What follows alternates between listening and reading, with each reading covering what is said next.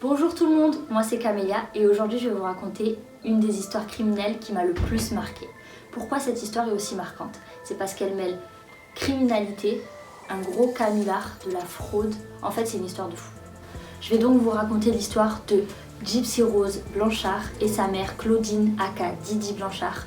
Elle a deux surnoms, enfin son prénom c'est Claudine et son surnom c'est Didi. Donc c'est pour ça que si vous m'entendez dire Didi ou Claudine pendant la vidéo, c'est bien d'elle que je parle.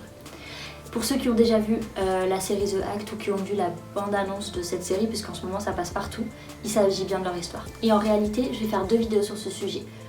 Celle-ci c'est la première, je vais vous raconter la vraie histoire, ce qui s'est passé dans la vraie vie. Et la seconde vidéo, ce sera une comparaison entre la vraie vie et la série The Act. Pout, je vais vous raconter l'histoire avec toutes les informations que j'ai collectées dans des interviews, des articles, news, etc. Je vais essayer d'être le plus neutre possible, bien sûr que les dates, les endroits, le contexte sera réel. Tout sera réel, mais après, je vais raconter à ma manière. Si j'émets de temps en temps des avis, ça n'engage que moi. À la fin de ma vidéo, vous allez comprendre comment Gypsy Rose a pu passer de ça à ça ou bien ça. State Wisconsin versus Gypsy Blanchard, case number 15-CF-755, assigned to Judge Warren. Donc, on y va. Gypsy Rose, c'est une jeune fille qui est née en 1991 aux États-Unis, en Louisiane. Sa mère s'appelle Claudine Blanchard, son père s'appelle Rod Blanchard. À l'époque où Gypsy est née, Rod Blanchard avait entre 17 et 18 ans, il était très jeune, donc la relation entre ses parents s'est vite dégradée et ils se sont séparés. Gypsy est a priori une petite fille comme toutes les petites filles, sauf qu'elle a une santé assez fragile. Sa maman l'emmène souvent à l'hôpital puisqu'elle fait de l'apnée du sommeil et des crises d'épilepsie pendant la nuit. À l'âge de 8 ans, pendant qu'elle faisait un tour en moto avec son grand-père, elle fait un accident et elle se fracture le genou. Donc elle se retrouve à l'hôpital et en chaise roulante. Et comme à l'hôpital on lui a fait plusieurs examens médicaux, le verdict tombe. En fait, Gypsy est malade. Donc là, la vie de la petite Gypsy est bouleversée. Elle se retrouve en chaise roulante, chauve, à prendre des médicaments tout le temps, à subir des opérations. Elle se fait nourrir par une sonde, donc plus rien n'est comme avant. Plus rien n'est comme avant, mais Gypsy garde toujours le sourire. Elle a une joie de vivre, toujours. Toutes les photos que vous verrez d'elle, elle aura toujours la joie de vivre. Pendant toute cette période, Gypsy et sa mère se font aider par énormément d'associations.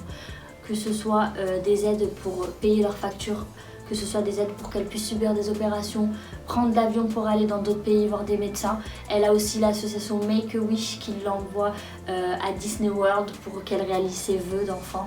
Donc en fait, elle est très malade, mais à côté de ça, elle est soutenue par sa mère et par toute une communauté d'associations, etc. Gypsy et sa mère ont une relation très soudée. Gypsy décrit sa mère comme sa meilleure amie. Elles ont un Facebook commun où Didi partage toute la vie de Gypsy. Quand elle va bien, pas bien, elle donne des news pour savoir si les opérations qu'elle subit se passent bien, si les traitements qu'elle subit se passent bien, quand elles vont à Disney, etc. On pourrait croire que leur relation, c'est la relation mère-fille que tout le monde aurait rêvé. En 2005, un autre drame arrive, l'ouragan Katrina, qui a dévasté une grande partie des États-Unis. Gypsy et Didi se retrouvent donc sans maison. À la suite de ce drame, elles se font aider par une association qui s'appelle Habitat for Humanity et elles déménagent à Springfield dans le Missouri. On leur offre une maison rose, tout équipée pour Gypsy, donc elle a une rampe à l'extérieur, elle a des interrupteurs pour l'électricité qui sont à sa taille, une grande baignoire pour qu'elle puisse faire des bains, toute rose avec plein de peluches, plein de choses à l'intérieur pour elle. Elle a aussi 3 chaises roulantes. Toute la communauté de Springfield s'est mobilisée pour leur construire cette maison. On leur offre aussi une voiture pour qu'elles puissent se déplacer. Elle est équipée pour les personnes en chaise roulante. Donc ils ont la maison adaptée, rêvée pour que Gypsy puisse avoir une nouvelle vie à Springfield et que tout aille mieux pour elle. Même si elle a déménagé, qu'il y a eu des gros soucis à cause de Katrina, là elle se retrouve à Springfield avec sa maison de rêve. Elle le dit dans les interviews qu'elle aurait jamais rêvé d'avoir une maison aussi belle et aussi à la hauteur de ses attentes. Les années passent, Claudine aujourd'hui se fait appeler Didi par la nouvelle communauté, tout le monde les a adoptés, tout le monde est au courant de la situation de Gypsy. Et même si à l'époque Gypsy avait 14-15 ans, sa maman avait prévenu tout le monde qu'elle avait un retard mental. Donc elle n'avait pas vraiment de vie sociale, elle avait quelques amis mais pas beaucoup de son âge. Elle faisait l'école à la maison et elle n'avait pas le droit de sortir puisque comme elle avait un retard mental, c'était trop dangereux. Elle subissait beaucoup d'interventions médicales Elle prenait énormément de médicaments, ce qui a fait qu'elle a perdu beaucoup de dents. Et très jeune, elle a dû refaire entièrement toutes ses dents. Donc les années passent, Gypsy vieillit un petit peu plus et en fait elle se rend compte qu'elle peut marcher. Qu'elle peut marcher mais sur le long terme. En fait elle a toujours su qu'elle pouvait marcher, mais sa mère lui disait que comme elle souffrait de dystrophie musculaire, si elle marchait trop, elle pouvait tomber et ça pouvait devenir grave. Elle se rend aussi compte qu'elle peut manger normalement. Pas que par le biais de la sonde, parce que oui, elle porte une sonde et elle mange directement à la sonde. Donc elle se rend compte aussi qu'elle peut manger. Malgré ça, elle fait quand même une confiance aveugle à sa mère. Elle se dit qu'en fait, si sa mère lui demande de rester sur la chaise et la fait manger par une sonde, c'est pour son bien. C'est parce que même si elle peut marcher et manger, elle a quand même beaucoup de maladies graves qui font qu'elle ne pourrait pas faire ça sur le long terme et que ça pourrait aggraver sa situation. Donc elle continue à écouter sa mère et à rester sur la chaise et à se faire nourrir par la sonde. Depuis tout à l'heure, je vous raconte l'histoire d'un point de vue général, donc au-dessus, avec un point de vue sur tout le monde. Maintenant, je vais vous raconter un petit peu plus l'histoire du point de vue de Gypsy, avec ce qu'elle avait dans la tête, un peu dans sa peau, quoi. Donc en fait, Gypsy, là, elle se retrouve à l'adolescence. Elle vieillit un peu et elle a une amie de la famille qui a son âge, avec qui elle se confie beaucoup. Elle lui raconte qu'elle veut savoir ce que ça fait d'avoir un petit ami, d'avoir des amis, de sortir, d'embrasser un garçon, enfin des petits trucs d'adolescent quoi. Elle se confie sur tout ça et elle a son propre compte Facebook. Il faut également savoir que Gypsy est une grande fan de comics, donc elle va souvent à des conventions où elle se déguise, elle met des vêtements de Star Wars, de Cendrillon, tous ces trucs-là. Et à une de ces conventions, elle rencontre un garçon avec qui après elle entame des discussions. Elle parle, ça devient un ami, peut-être un petit peu plus. Un jour, elle décide d'aller voir. Donc elle prend un taxi, elle va le voir. Le souci, c'est que sa mère a des amis qui le connaissent. Donc sa mère vient directement la chercher. Elle rentre à la maison avec Gypsy, elle prend son ordinateur et elle commence à le casser avec un marteau. Parce qu'elle veut pas que sa fille, qui pour elle est trop fragile, trop jeune dans sa tête peut-être, fréquente des hommes, tout simplement. Donc en fait, ça la met hors d'elle. Elle prend Gypsy, elle l'attache à son lit, elle commence à l'insulter de tous les noms et elle met des clochettes aux portes pour que Gypsy ne puisse pas faire des faits et gestes sans que Didi soit au courant. Elle met aussi au courant la communauté et leurs voisins que Gypsy traverse une période difficile, donc elle demande à tout le monde de venir lui répéter si Gypsy fait quelque chose de bizarre ou si elle parle bizarrement, qu'elle dit des choses incohérentes, etc.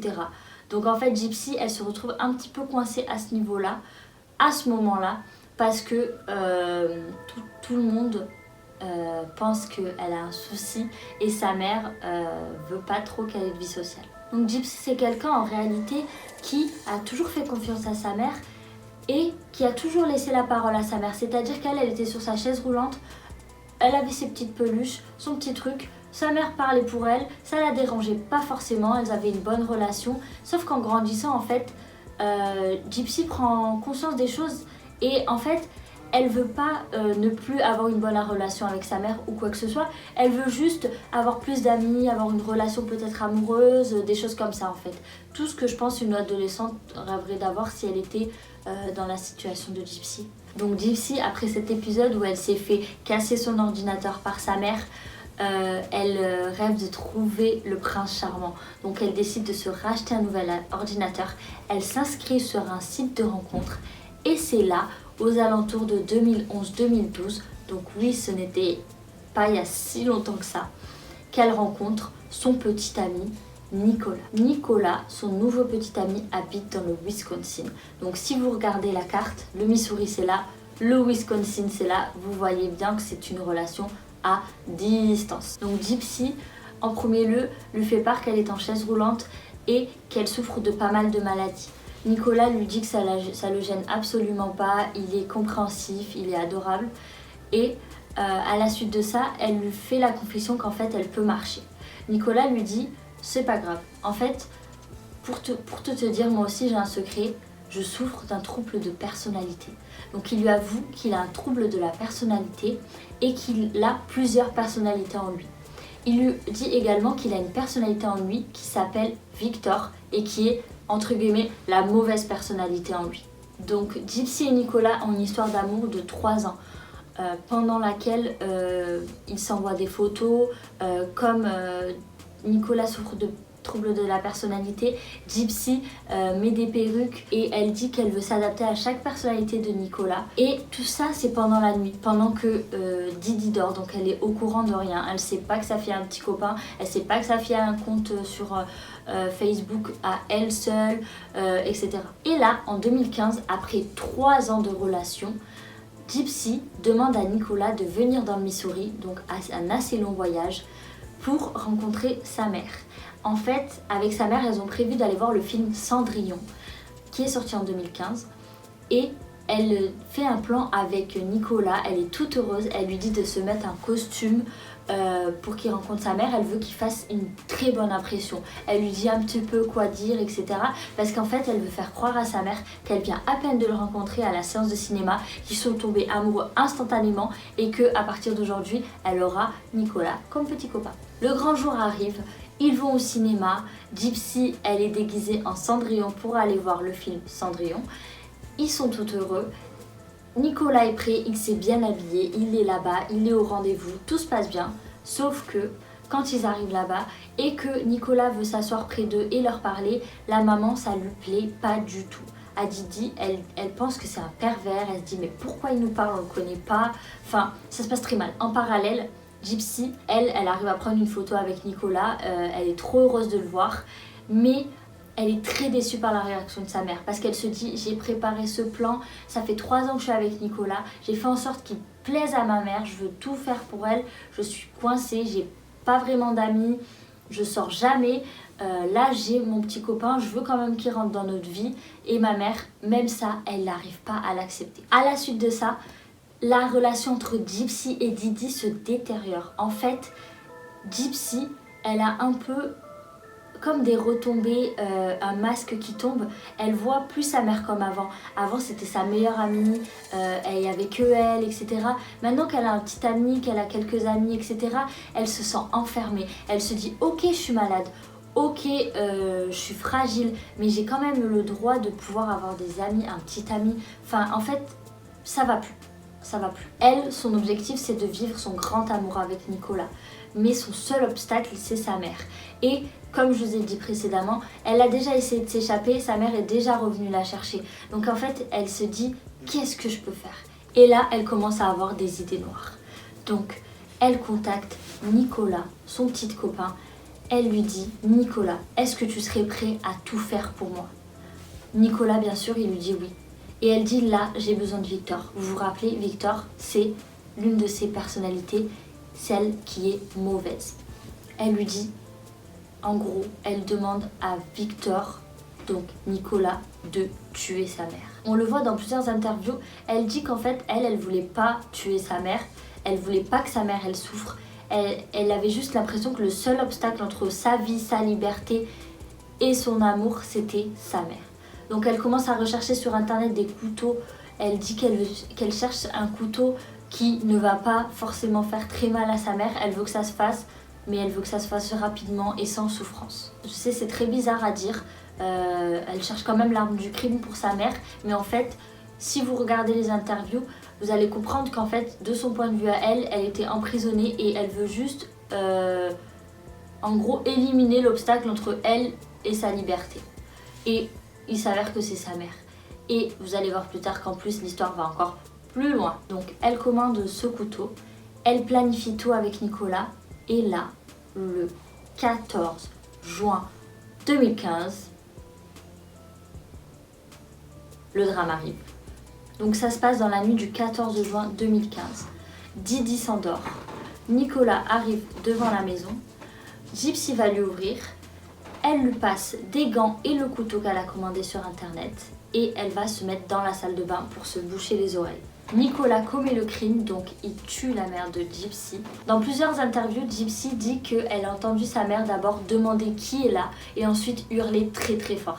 Elle dit que c'était pire que des films d'horreur. Elle dit qu'en fait c'était même pas comparable à des films d'horreur. Au début, elle a voulu aider sa mère, mais au final, elle s'est rendue compte que c'était allé trop loin et qu'elle pouvait plus rien faire et qu'il n'y avait pas de retour en arrière. Quelques minutes se passent, les hurlements s'arrêtent enfin et Nicolas vient toquer à la porte de Gypsy pour lui dire que ça y est, c'est fait. Gypsy prend ses affaires, fait une valise, met la clim à fond dans la maison et ils partent. Ils vont d'abord dans un motel et ensuite ils vont dans le Wisconsin chez les parents de Nicolas. Quelque temps après, Gypsy est chez les parents de Nicolas et elle commence à culpabiliser. Elle se dit « j'ai laissé ma mère pour morte chez moi et même pas son entourage est au courant ». Alors elle a la bonne idée avec Nicolas d'aller sur le Facebook qu'elle avait en commun avec sa mère pour publier un statut. Elle publie « That bitch is dead ». Là, l'entourage des filles commence à commenter en disant « s'il vous plaît, dites-nous ce qui se passe », comme vous pouvez le voir sur les photos que je vais vous montrer. Et à la suite de ça, un deuxième commentaire apparaît. Et là, Gypsy et Nicolas décident d'écrire. J'ai tué cette grosse et violé son innocente de fille. Elle a hurlé putain de fort, lol. À partir de là, les proches sont en panique. Ils décident d'aller chez Gypsy et Didi pour voir ce qu'il s'y passe. Ils appellent la police en montrant les statuts. Et au début, ils n'ont pas de mandat. Donc c'est un ami de la famille qui rentre dans la maison, avec l'autorisation de la police bien sûr.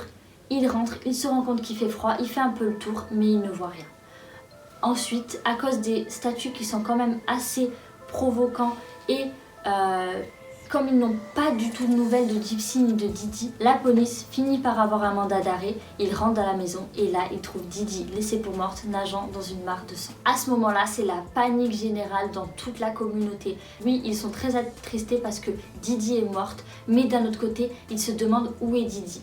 Ils voient que ces 3 chaises roulantes sont dans la maison, donc ils se disent la mère de Gypsy a été tuée et Didi a été enlevée.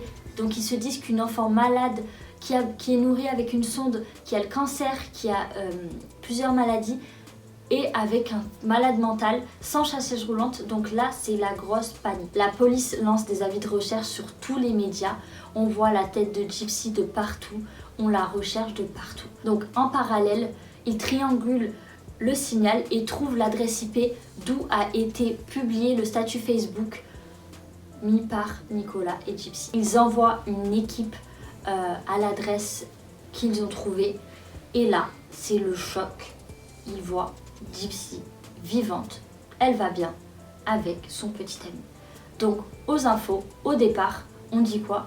On dit que Gypsy va bien, qu'on l'a retrouvée, etc. L'entourage est très soulagé. Gypsy se fait interroger et elle nie totalement les faits. Elle pleure, elle fait comme si elle savait pas ce qui s'était passé. Du côté de Nicolas, lui, il avoue tout. Il dit qu'il l'a fait pour Gypsy, qu'il a un trouble de la personnalité, qu'il l'a fait pour qu'elle soit libre et pour qu'ils puissent être ensemble, etc. L'heure de la première audience sonne et avant que les images soient publiées à la télé, il y a un policier qui dit à tout le monde « Ne vous fiez pas aux apparences ». Et là, on voit Gypsy arriver au tribunal en marchant. Et là, c'est le choc pour toute la communauté. Pour eux, jusqu'à aujourd'hui, Gypsy, c'était la petite fille malade qui ne pouvait pas marcher, qui se nourrissait avec une sonde et qui avait un cancer. Et là, ils la voient marcher. Alors, il y en a qui croient que c'est un miracle et il y en a d'autres qui se disent « Mais qu'est-ce qui se passe ?» Il y a eu un meurtre, maintenant on voit la petite Gypsy marcher. Ils comprennent pas. Il faut savoir qu'à ce moment-là, également, sans parler de la communauté, Gypsy apprend qu'en fait, elle n'est pas du tout malade. Elle n'a pas de cancer. Elle est choquée. Si je vous montre aussi les interviews, elle est là, mais moi, j'ai pas de cancer. Moi, j'ai aucune maladie. En fait, on lui apprend qu'elle a rien, qu'elle va très bien, qu'elle pouvait marcher, qu'elle n'avait pas besoin de se raser les cheveux parce qu'il n'y avait pas de chimiothérapie, qu'elle pouvait marcher normalement, qu'elle ne souffrait pas de dystrophie musculaire, ni de crise d'épilepsie, ni d'apnée du soleil. Donc là, Gypsy, elle tombe de haut, elle comprend rien. Donc là, on pull up, on rembobine tout en arrière. Imaginez-vous, vous êtes à la place de Gypsy. Elle a cru toute sa vie, à partir de 8 ans, donc quasiment toute sa vie, qu'elle était malade, qu'elle avait un cancer, qu'elle devait se raser les cheveux, qu'elle ne pouvait pas manger normalement ni marcher normalement. Elle tombe de 80 000 étages, elle comprend pas ce qui lui arrive. Et en plus de ça, vu que tout ça tombe en lumière, on l'accuse de fraude parce que bien entendu, on leur a offert une maison, on leur a payé leurs factures, on lui a payé des opérations, l'avion, Disney, tout ce qu'elles avaient, ça avait été payé par des associations, des bienfaiteurs. Et du coup, elle, ça la dépasse. Parce qu'elle dit, mais j'étais pas du tout consciente. En fait, sa mère lui a fait croire toute sa vie qu'elle était malade, qu'elle souffrait, qu'elle était mourante, alors qu'elle n'avait rien du tout. À partir de là, la défense que les avocats de Gypsy décident d'utiliser est totalement différente, parce que là, on la voit comme la jeune fille qui a prémédité le meurtre de sa mère, mais à côté de ça, on la voit également comme la victime de sa mère, puisque toute sa vie, elle a été maltraitée par rapport aux médicaments qu'on lui a fait ingurgiter, puisqu'elle a dit que à tout plein de moments, elle était comme dans un état sédatif. Elle n'était pas vraiment consciente de où elle était, etc. On l'a forcée à se nourrir avec une sonde, à rester assise sur une chaise. En fait, sa mère s'en servait pour pouvoir avoir des aides de l'État et avoir des aides de tout le monde et la pitié de tout le monde. Là, on va un petit peu sortir du contexte du crime, etc. parce qu'il y a quand même Didi qui est morte et c'est quand même grave, mais pour aussi comprendre ce qui se passe à côté et avoir un petit passage sur la vie de Didi. Donc en fait, il faut savoir que Didi, quand elle était plus jeune, elle avait déjà des troubles avec sa mère. Elle n'avait pas une relation très facile avec sa mère. Et en plus, elle a été accusée de plusieurs choses. Donc déjà, elle a été accusée plus jeune, Claudine, de fraude. Donc elle faisait des faux chèques. Et elle a même fait apparemment une peine de prison pour ça. Ensuite, les proches se rendent compte qu'en fait, apparemment, Claudine aurait presque essayé d'assassiner sa belle-mère en mettant de la mort au rat dans le manger qu'elle lui donnait. Et elle négligeait sa mère, c'est-à-dire que sa mère était malade et vieille et elle s'occupait pas du tout d'elle en fait. On se rend aussi compte qu'en fait, tous ses proches, ils n'ont jamais été vraiment seuls avec Gypsy. Il y avait toujours sa mère à côté, qui la laissait pas vraiment s'exprimer, qui avait toujours une main sur elle comme ça. On comprend qu'en fait, elle avait une grosse emprise sur Gypsy. Et puis en plus, depuis petite, t'as vécu qu'avec ta mère, elle l'a conditionnée en fait. Le père de Gypsy également, il s'en veut énormément. Ok, il l'a eu jeune parce qu'il l'a eu à 17-18 ans, mais en fait, plus les années passaient, quand il a appris que sa fille était malade, il se disait... En fait, sa mère, c'est la mère idéale. Et à chaque fois, elle déménageait un peu plus loin. Donc lui, il essayait au maximum d'aller voir sa fille. D'ailleurs, il y a beaucoup de photos où ils sont ensemble, etc. Mais au bout d'un moment, quand il a changé d'état, il a laissé tout simplement sa mère et sa fille. Et puis, jamais de ta vie, tu vas te dire, la maladie dont ma fille souffre, c'est sa mère qui l'a inventée. Enfin, ça va beaucoup trop loin. Je pense que... On se demande comment c'est possible. Mais c'est une histoire vraie. Il y a aussi eu des médecins qui se sont doutés de la chose. Par exemple, il y a un médecin qui a fait des tests à Gypsy et qui s'est rendu compte qu'elle ne souffrait pas de dystrophie musculaire. Sauf que quand il a dit à Didi, elle s'est directement énervée et elle n'est plus jamais venue le revoir. Et en fait, aussi, dans les interviews, tu te rends compte qu'aux États-Unis, je pense que c'est pas qu'aux États-Unis, mais plus particulièrement aux États-Unis, parce que l'histoire elle date pas d'il y a si longtemps, c'était en 2015, c'est un business la médecine. Donc en fait, Gypsy et Didi, ils voyaient des médecins tous les jours. Elle dit qu'ils voyaient des médecins tous les jours. Donc en fait, quand une mère dit « ma fille souffre de ça, il faut l'opérer », c'est de l'argent, il l'opérait. Donc en fait, Gypsy, elle a aussi subi beaucoup de chirurgie pour rien. Elle s'est fait opérer des yeux, elle a fait plein d'opérations qui ne servaient à rien. En fait, c'était juste pour qu'on la voie malade. Sinon, par rapport à Gypsy, elle a pour l'instant encouru 10 ans de prison. Donc là, on est en 2020, ça fait déjà 5 ans qu'elle est en prison. Normalement, elle sort en 2025. Et de son côté, Nicolas, il est pour le moment à perpétuité. Après, il y a des procès qui vont avoir lieu, je pense, tous les 5 ans, à une certaine fréquence. Donc peut-être que les peines seront révisées, mais pour le moment, Gypsy est à 10 ans de prison et Nicolas est à perpétuité. Donc voilà, ça c'est l'histoire de Gypsy et Didi. Je vais vous mettre en lien en dessous de la vidéo tous les interviews qu'il y a. Il y a des interviews de la ABC. Il y a aussi un reportage d'1h30 qui explique très bien la situation avec Gypsy, la vraie Gypsy qui parle et qui parle de sa situation et qui explique ce qui s'est passé, les proches de Gypsy, les vraies images, etc. Donc là on comprend bien. Et parce que vous allez comprendre que oui, je vous ai raconté l'histoire, mais en fait elle va encore plus loin que ça. Il y a plein de détails que j'ai pas dit parce que forcément je peux pas parler pendant 4 heures. Mais oui, je vais vous mettre tout ça. Et dans la prochaine vidéo que je ferai sur le même sujet, je vais comparer la réalité à la série The